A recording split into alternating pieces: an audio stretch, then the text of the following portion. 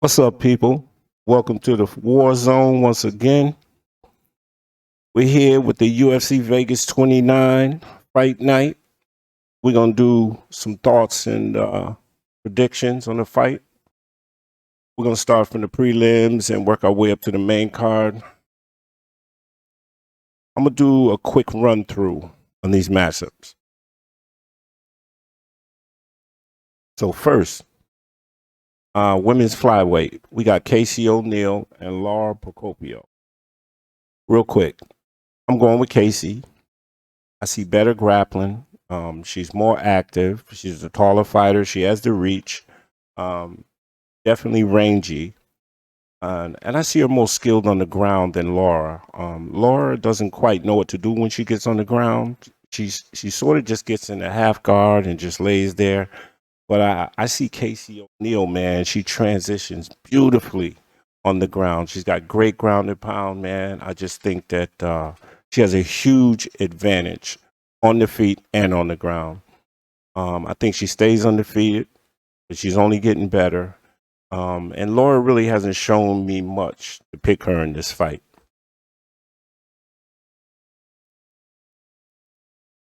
In this fight here, we have a lightweight bout between Joaquim Silva and Rick Glenn. Okay. So this fight right here, this is sort of a 50-50 fight, man. Both fighters have good stand up. I see this fight staying on the feet. Both of them are coming off layoffs. Is coming off a bad KO loss to Hasparat, and Glenn is coming off a decision loss to Aguilar. Glenn has been transitioning from featherweight to lightweight for quite some time now. I think I'm going to go with the underdog Glenn because I think the featherweight competition is a lot better, and he is a skilled fighter. I think all the way around, man. I think he just can get the job done. I'm predicting a decision in this. In this next fight, we have a heavyweight bout between Josh Parisian against Rock Martinez. Oh, I definitely like Parisian in this one, even though he's coming off a loss to Parker Porter via decision. Decent cardio. The man can slug. Martinez, however, is coming off of back-to-back losses to Mays and Romanoff. I think Parison finishes him in the first or second round. He's much taller. He's much rangier, better hands. I don't see this going to the ground. Therefore, man, I'm predicting second, third round KO. Josh Parisian. All right. Our next fight up is in the welterweight division. We have Chaos Williams against Matthew Simmelsberger. Wow, this is a tough one too, man. I got Chaos Williams, man. Despite coming off a decision loss to Pereira, um, dude, this is gonna be a great scrap. Simmelsberger struggled against Carlton Minus, who was totally a subpar fighter, man. I've seen more from Chaos. He has KO power, mean in the cage. I'm going with the faster, longer, younger fighter with more experience. But I kind of expect a boring fight, man. So next up in the women's strawweight division, we got Kanako Murata against Verna Jandiroba. Wow, this fight, this is also, I think, is going to be a close fight, man. It's going to be surprising. This is definitely a 50-50 fight. I'd give the edge to Jandiroba only because of her jiu-jitsu advantage. Murata has a loss to a submission in the past. I just think she's vulnerable, to that jiu-jitsu, man. I just think Jandiroba has fought the better competition. I'm anxious to see who's going to take this to the ground and actually control on the ground, because they're both decent grapplers, man. But overall, I'm gonna have to give the edge to Jandiroba. Our next fight is in the light heavyweight division between Alexa Kammer and Nikolai Negumereanu. In this fight, man, this is also a pretty tough fight to pick, man. But I'm gonna go with Alexa Kammer. Why I'm gonna go with Alexa Kammer, man. Great amateur career. Had a loss to William Knight. I didn't like that. I felt like he could have did much better in that fight. I felt like he could have pulled that fight off. And Nikolai just doesn't impress me.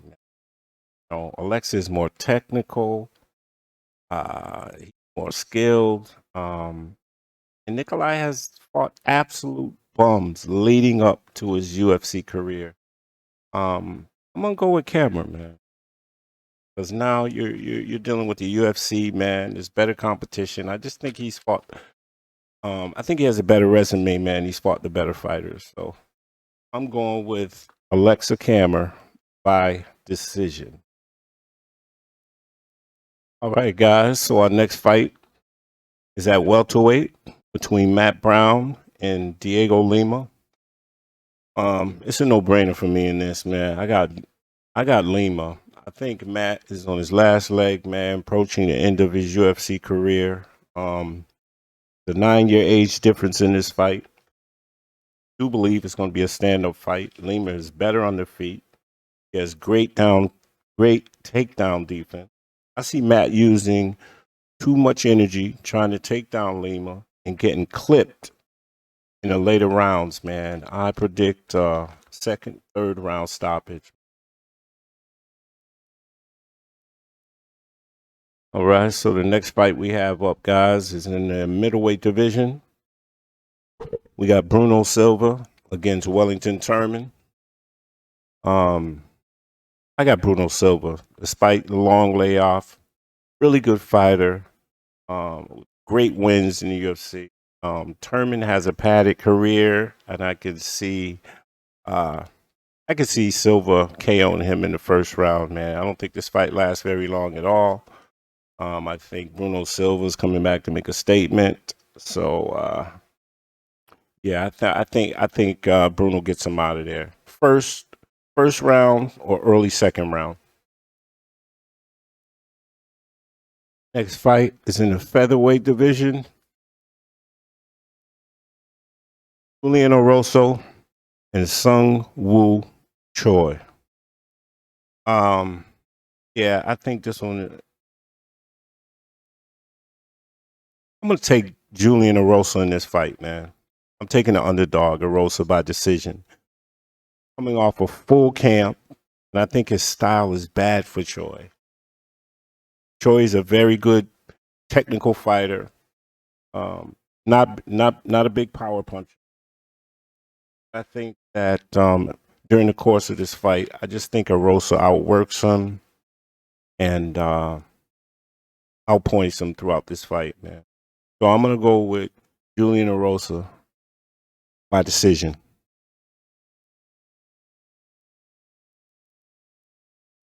This next fight up, man, is in the bantamweight division.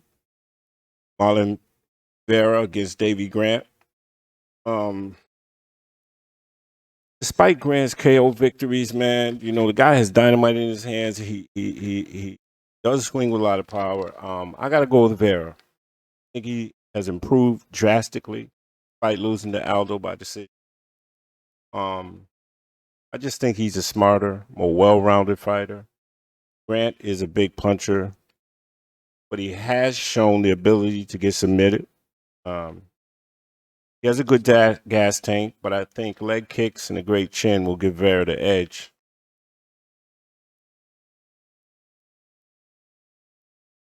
Next matchup is in the heavyweight division.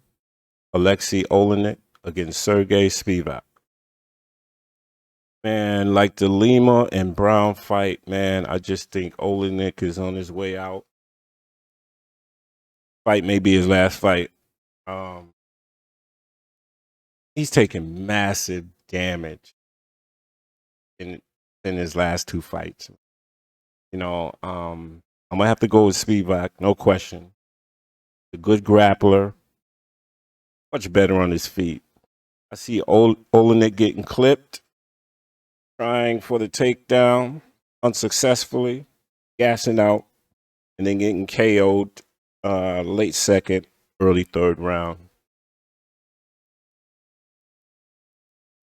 All right, so here we are with the main event. Chung Sung Jung, the Korean Zombie, against Dan Ige in a featherweight bout. Wow. My hat goes off to the Korean Zombie, man. Great fighter, man. Awesome career. Has some great moments in his career. However, in this fight, man, I have to go with Dan Ige in this fight. Like I said, you know, I can take nothing away from the Korean Zombie. Great fights, great moments. But for some reason, man, after the Yair Rodriguez fight, he just hasn't been the same, man. He was completely dominated against Brian Ortega. Understandably, Brian Ortega is a top-notch fighter. He just didn't seem to have any fire in him at all, man. It was like he was just trying to survive to the bell. Ige has power. I think he'll make the Zombie tentative about trying to slug it out with him. I can't see these two fighters grappling. Ige may drop him, but I don't see him finishing him. However, I got Dan Ige by decision. Once again, you all, thank you for checking out the channel, man. Please subscribe, please like, please support the channel, man. I'm starting out, trying to get this thing off the ground. Appreciate you all. Peace and love.